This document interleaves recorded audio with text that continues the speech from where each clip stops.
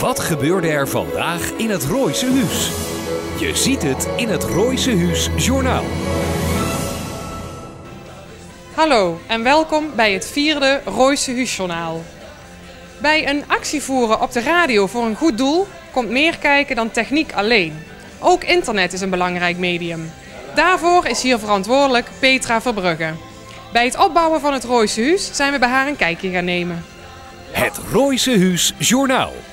Wat gebeurt er rondom het Rooise Huus allemaal aan sociale media? Ja, we hebben op dit moment eigenlijk 2 social media websites waar we mee bezig zijn. Met Twitter en met Facebook. Twitter gebruiken we voor de kleine korte berichtjes. En Facebook is wat meer voor de wat grotere berichten. Ook met foto's en evenementen worden daar ook gepost.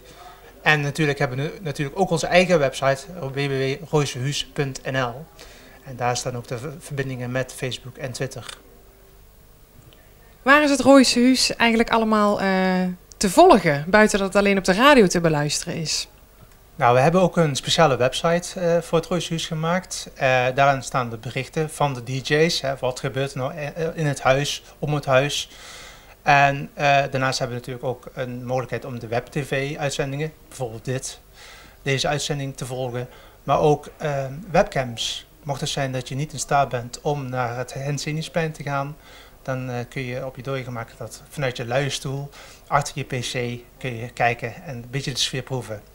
Natuurlijk is het wel de bedoeling dat je natuurlijk ook thuis het geld overmaakt. En vandaar dat er ook het rekeningnummer op staat. Dat is heel belangrijk. En wat is de naam van de website? Dat is www.rooisehuus.nl. Het Rooise Huus Journaal. Jullie hebben vast wel al gemerkt dat er in het Rooise Huus vele optredens zijn. Wij van het Rooise Huus Journaal mochten een kijkje gaan nemen bij VET. Zij treden zondag op in het Rooise Huus. Het was voor mij een hele ervaring. Het Rooise Huus Journaal. Tijdens het Rooise Huus treden er allerlei artiesten op. Onder andere VET. Zij treden zondag op in het Rooise Huus tussen 1 en 2. Wij gaan een kijkje nemen bij hun repetitie.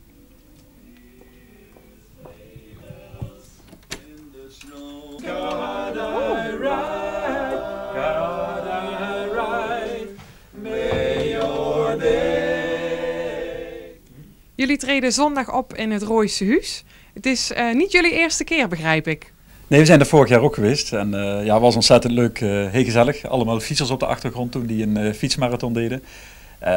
Heel veel liedjes gezongen, leuke reacties op gehad. Dus heel graag weer een tweede keer. Dus jullie hebben er zin in? Ja, we hebben er heel veel zin in. En het is leuk om te zingen. Dat zul je dadelijk ook zien als we verder gaan met repeteren. En het is ook leuk om te zingen voor het goede doel. En we zullen daar natuurlijk zelf ook nog onze gift achterlaten.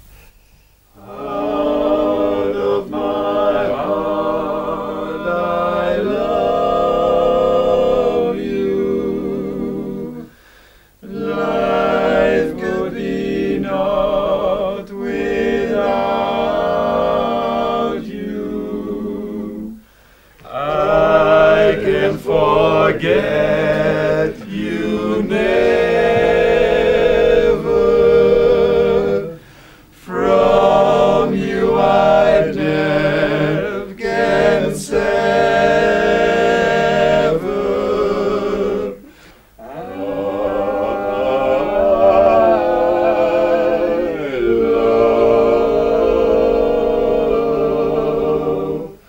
you only.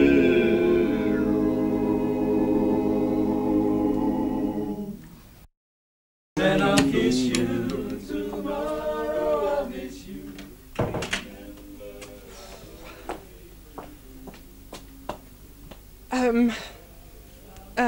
Ja. Leuk zo'n reportage maken. Het Rooise Huus Journaal. Als ik er alleen al maar aan denk, krijg ik het alweer hartstikke warm. Nou, het Rooise Huus is een productie van Omroep Venray. De voorzitter van Omroep Venray, Bart van Dijk, moet na 3 dagen Rooise Huus toch wel echt een trotse voorzitter zijn.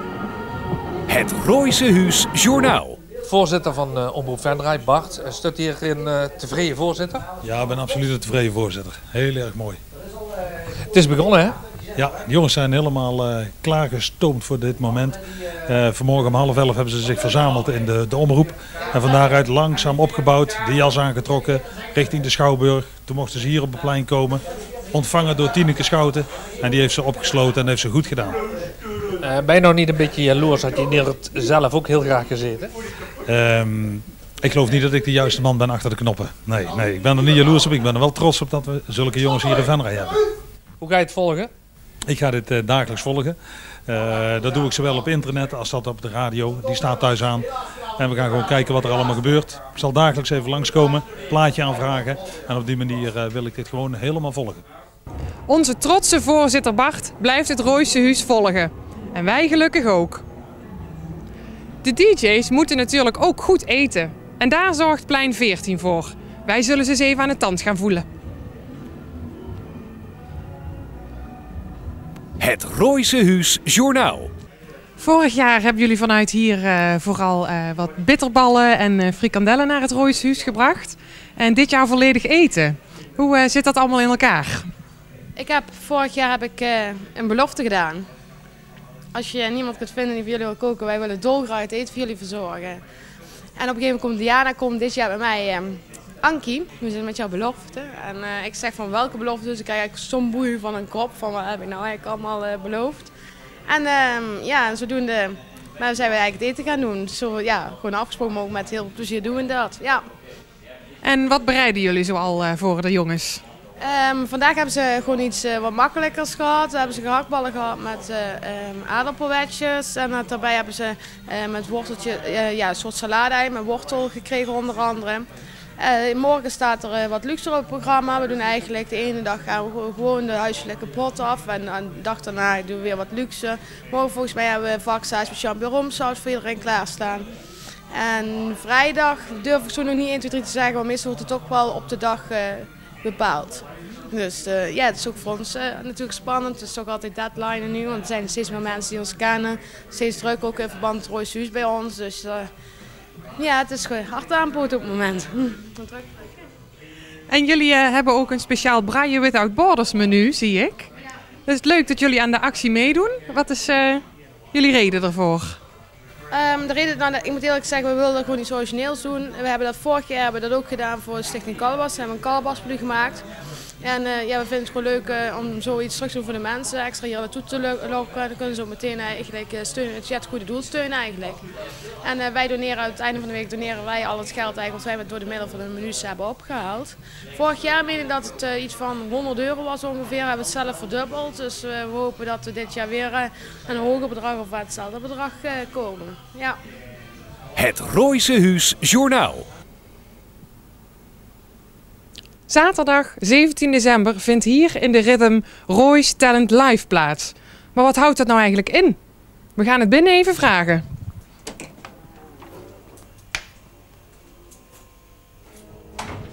Wat is Royce Talent Live? Nou, Royce Talent Live is een avond vol popmuziek en dancemuziek voor jongeren door jongeren van Venray. Georganiseerd door Rood, de jongerenorganisatie van de SP Venray en Rhythm. En een avond helemaal voor het goede doel van het Rooise Huis. En wat kunnen de mensen die komen eigenlijk verwachten? Nou, ze kunnen eerst verwachten een aantal popbands, The Imagineers, Park Bench People. En daarna neemt het dancegeweld het over met DJ's Lucky Don Gone, de Cultuurbarbaren, Bram van Helden en DJ D. En hoe zijn jullie op het idee gekomen om dit te doen? Nou, de SP is bezig om een groep jongeren actief te krijgen. En het onderwerp wat op dit moment speelt is de keuze van het nieuwe jongerencentrum. En daar hebben we een mening over. En we dachten, we gaan het goede voorbeeld geven om een positieve activiteit te organiseren op de Gouden Leeuw.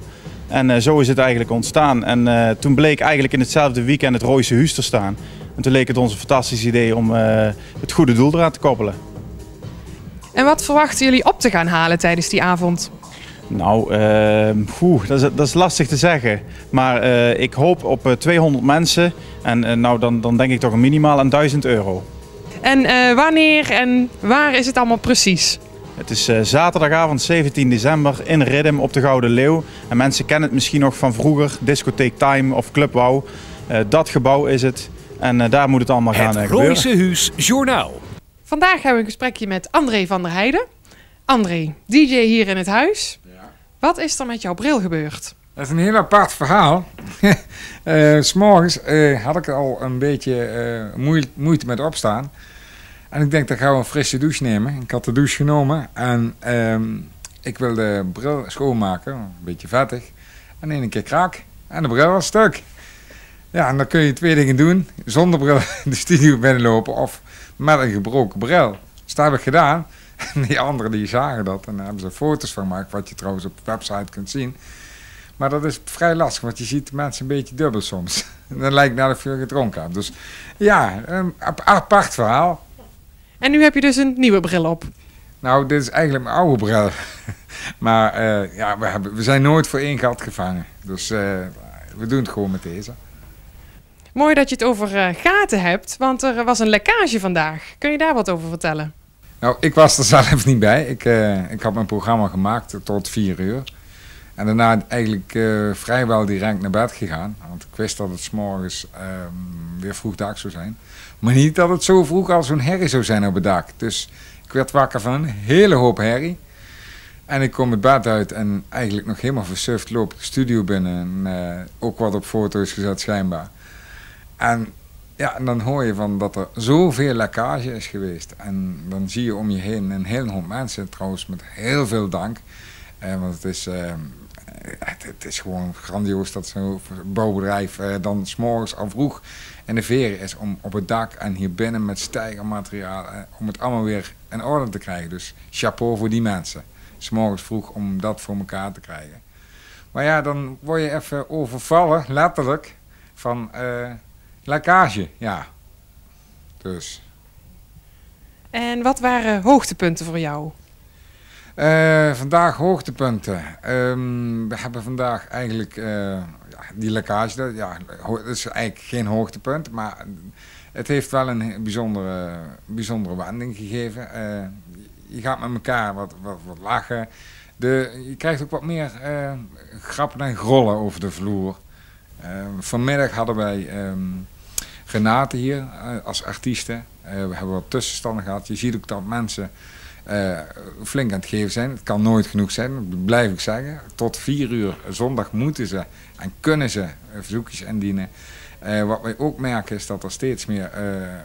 we hadden al bedrijven die een top 5 indienden. Maar zelfs particulieren en mensen die zo zeggen van... ik wil gewoon 5 platen in een uur en ik geef voor €50 5 platen, draai het gewoon in een uur. Zelfs dat begint echt te lopen. En je ziet gewoon dat je hele wisselende muziekkeuzes krijgt. Maar zelfs muziek waarvan ik dacht van... nooit van gehoord. Dat is dan wel weer het mooie daarvan. Het Rooise Huus Journaal. Tot zover dit Rooise Huus Journaal. Zaterdag maken we weer een nieuwe aflevering. En dan begint het einde toch wel al in zicht te komen. Ik ga zo meteen snel een sjaal breien. Want jullie weten het, jullie kunnen op Twitter en Facebook bieden op 2 sjaals die ik heb gedragen in het Rooise Huus Journaal. En dan moet ik natuurlijk wel een nieuwe hebben. Dus ik ga maar snel aan de slag.